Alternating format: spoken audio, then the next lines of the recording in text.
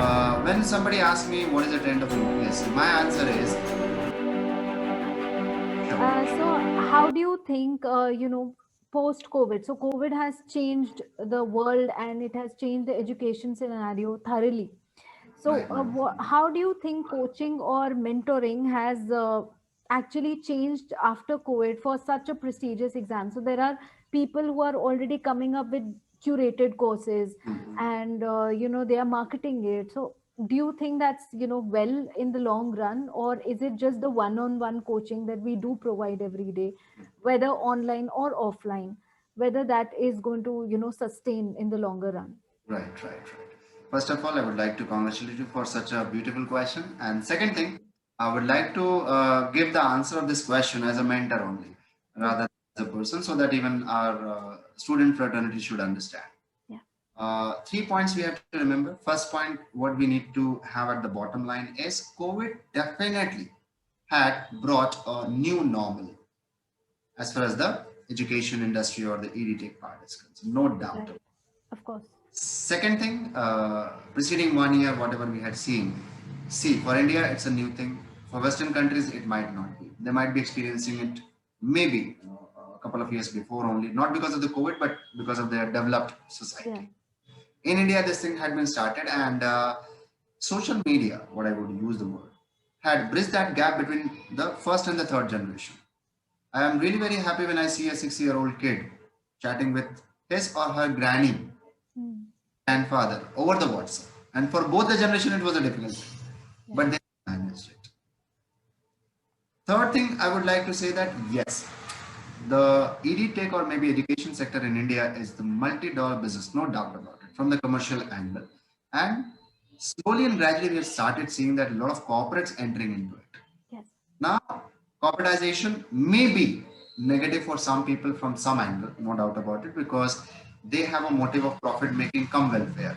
It's not like state that welfare come profit making. So there would be some, we can say part of the cake would be going to their head as well. But certainly the facilities what they are coming up with. Now, initially, whenever a new thing come, when computers came in India, there was a resistance.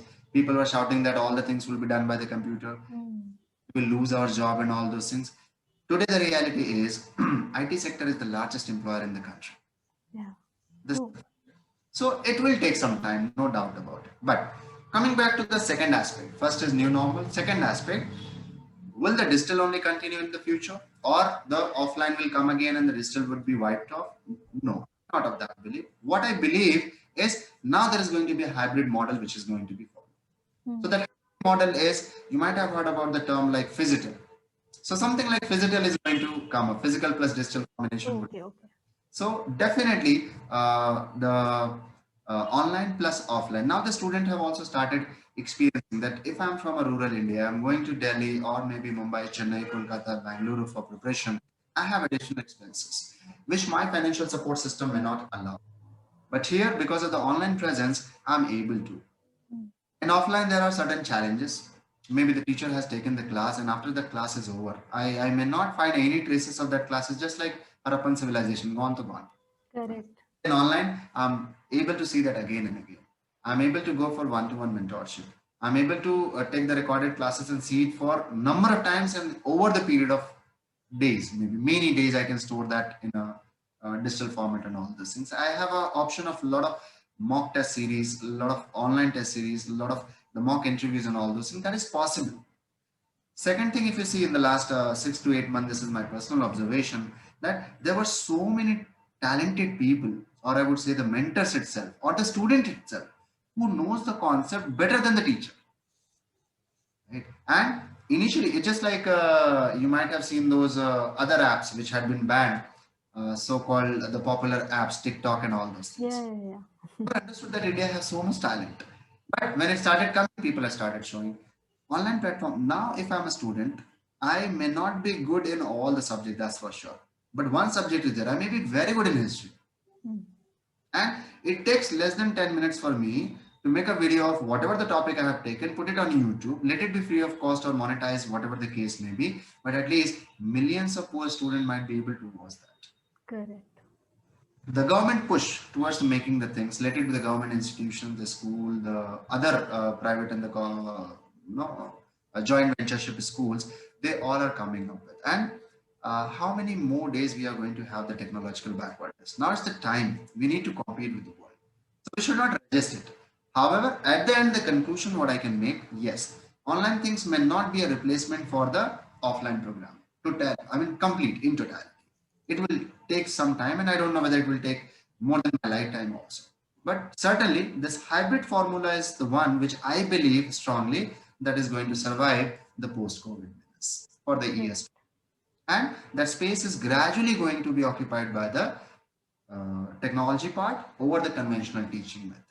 So it will take time, but yeah, those students who are thinking of preparing, or maybe those who are there in UGs and PGs, for them, I would say for next 10 or 15 years or so, it is going to be a hybrid model which is going to be successful.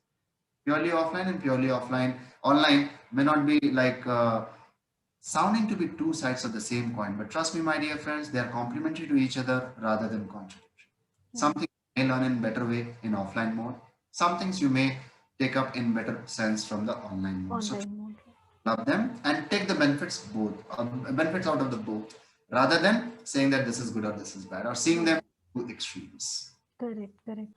And so second last question. So it's actually, if you have observed any changing trends in the UPSC examination since the time you started taking up classes, now what have been these trends, and how can the students actually, take full benefit out of these trends? Very good. Again, once one of my favorite question, which even the students ask in the class, Yeah. UPSC trend is changing. What is your opinion?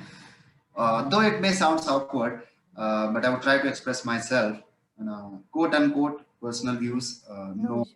other person. But when somebody asks me what is the trend of UPSC, my answer is UPSC has only one trend, and that is called no trend. So the trend of UPSC is no trend. Why? Because in 1 year, UPSC may focus more on static aspects, ignore the current, which happened in the last year prelims. So hardly 2 or 3 questions were there from the current affair out of 100 questions. But prior to that, they have 60 plus questions from the current affair, 40 from the static area. So year to year they change. And if somebody says that I can predict what is the next year change, I would definitely request that gentlemen or gentlewomen to actually come out openly and give the insights to the student that it is for their benefit. If somebody can predict that correctly, it's true. It's really good. But point here is, in my last 10 plus or 12 plus years of experience, I had never been in a position to guess that what UPSC will ask next year. Why? Because for me, UPSC is not Union Public Service Commission. For me, it's Unpredictable Service Commission. So UPSC stands for Unpredictable Service Commission. What they will do, they only know.